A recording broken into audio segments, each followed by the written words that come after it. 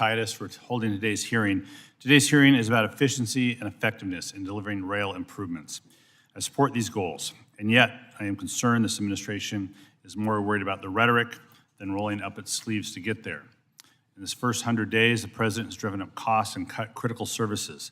We've seen chaos and confusion in the constant freezing and unfreezing of transportation grants, attacks on the workforce that deliver these transportation investments, and conditions placed on grants that have nothing to do with transportation.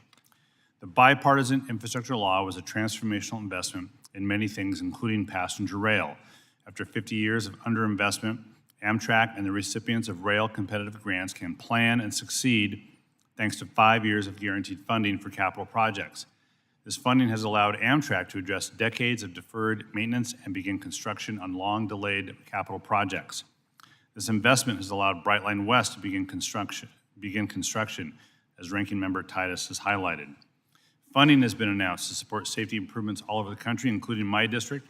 In early 2025, the City of Everett was awarded $18 million to eliminate 2 existing crossings with Burlington Northern Santa Fe through the construction of an overpass and roundabout near the Smith Island Terminal. And in 23, the City of Burlington was awarded $2 million in a planning grant to identify which of the city's 16 at-grade crossings is most suitable for grade separation. Nationally, these investments help create 1.7 million construction and manufacturing jobs across the country. And these are jobs with good wages and benefits. That's why it's hard to understand why the administration has, over the past 100 days, halted progress and put millions of dollars, hundreds of thousands of jobs, and thousands of projects at risk. Secretary Duffy testified last month before the Senate Environment and Public Works Committee that roughly 3,200 previously awarded projects were on hold. Now, the BIL invested more than $48 billion in 445 projects to improve rail safety and expand passenger rail travel nationwide, and still the administration has refused to tell us which of these projects are on hold. In the Pacific Northwest, Washington State and Oregon are committed to advancing the Cascadia high-speed rail project. This project will connect people and communities, increase our regional economic competitiveness, and improve the quality of life across the region with high-speed rail between Vancouver, BC, Seattle, and Portland. It will connect workers to good jobs, it will increase access to affordable housing, and offer greater mobility for almost 10 million people. And similarly, the federal-state partnership for intercity passenger rail is matching billions of dollars in state and private investment in passenger rail improvements, including bridges and tunnels on the Northeast Corridor. The BIL is improving transportation in every state and every congressional district, which is why it's concerning the administration is trying to undermine that progress. Just last month, Secretary Duffy reduced previously awarded grants for rail infrastructure in New York, Newark, Dallas, and Houston. It also sent a letter to put all federal grant recipients on notice that previously awarded grants will be reviewed and possibly paused to ensure they align with this administration's priorities.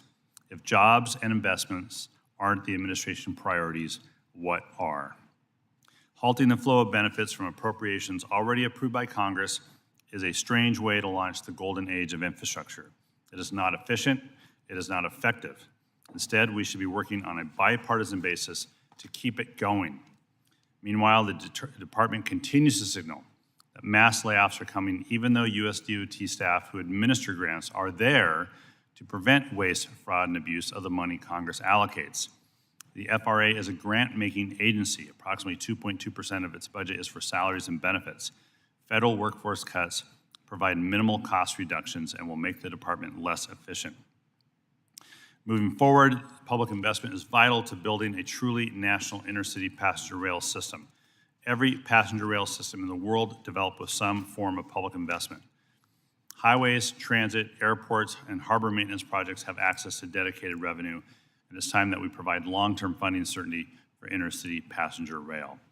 I'm committed to building on the successes of the investments in the BIL and ensuring that this committee can say that America builds rail at hearings for many years to come. I want to thank the witnesses for being here, and I look forward to the discussion. With that, I yield back.